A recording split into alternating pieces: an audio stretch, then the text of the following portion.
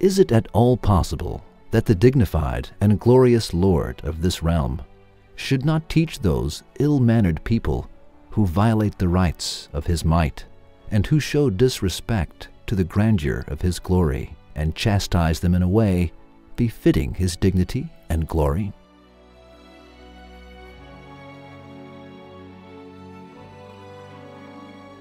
There is no punishment that fits his dignity and glory in this world. So there is, and should be, a place of punishment somewhere else. In this proof, we shall open a gate to the hereafter through names the Dignified One and the Glorious One. First of all, let us see the dignity and glory and get to the Dignified One and Glorious One. Then, let us move on to dignity and glory, necessitating the hereafter.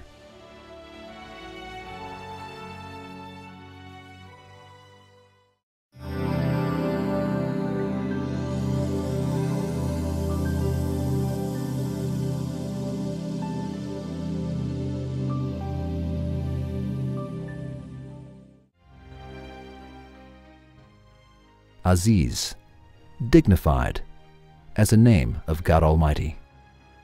Aziz means God's being the dignified one, his being the greatest of all beings, his being the defeater and not the defeated, and his creatures obeying him and not being disrespectful towards him.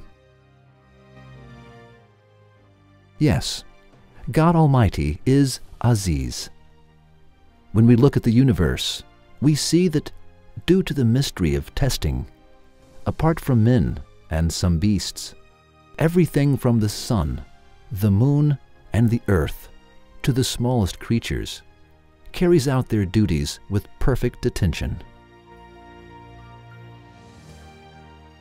No creatures transgress their boundaries. The huge sun and the stars cannot act in a disorderly way. None of them remains behind and cannot be disobedient to him. Everything moves in a circle of obedience. The fact that everything is in a general obedience proves that they move with the order of the One who is glorious and dignified, and that they obey him.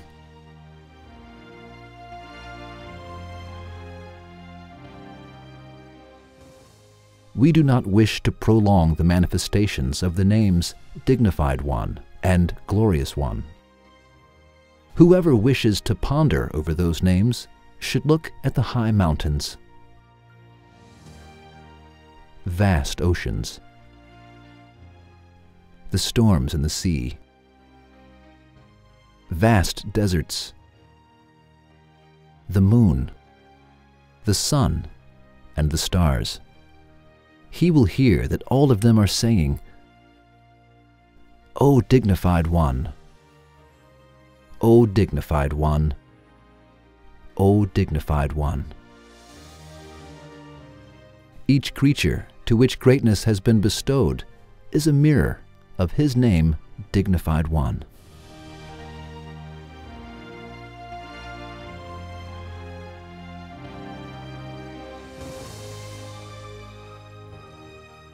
Or, if he wishes to see other manifestations of the names Dignified One and Glorious One, he should look at the remains of the older nations that were perished.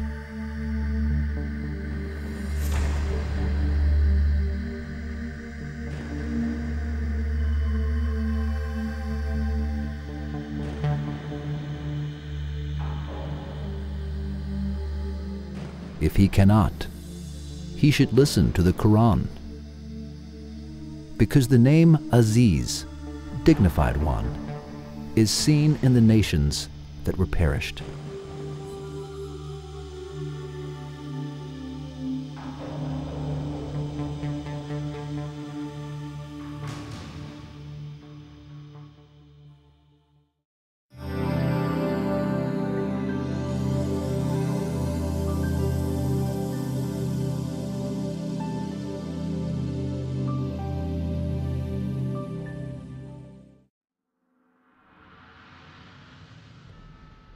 We said in the beginning, is it at all possible that the dignified and glorious Lord of this realm should not teach those ill-mannered people who violate the rights of his might and who show disrespect to the grandeur of his glory and chastise them in a way befitting his dignity and glory? Definitely not. Boundless glory and dignity necessitates teaching the ill-mannered people and punishing the rebels. However, in this world, there is no chastisement befitting his dignity and glory. The oppressor usually retains his power, and the oppressed people are usually humiliated. As they both depart from this realm, their affairs are then left to the same supreme tribunal. They are postponed. They are not cancelled. He sometimes punishes people in the world, too, like the blows inflicted on some rebellious, stubborn nations.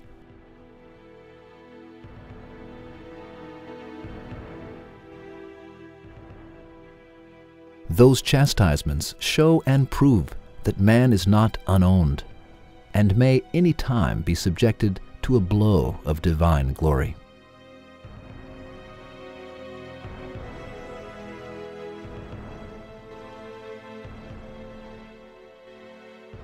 Is it at all possible that man should have an important duty and skill among other men, and then, in return to God Almighty's making himself known by his so many magnificent works, man should not know him through belief?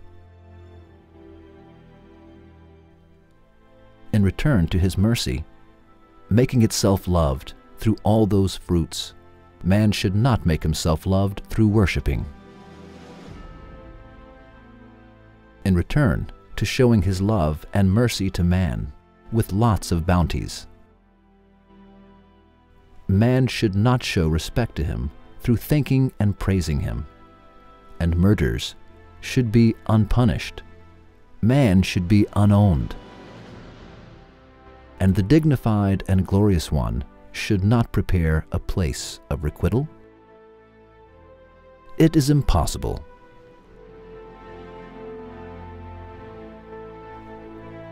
We can sum up this proof as follows. 1. The general obedience in the universe and the divine blows inflicted on the rebellious nations make the dignified and glorious one known to us.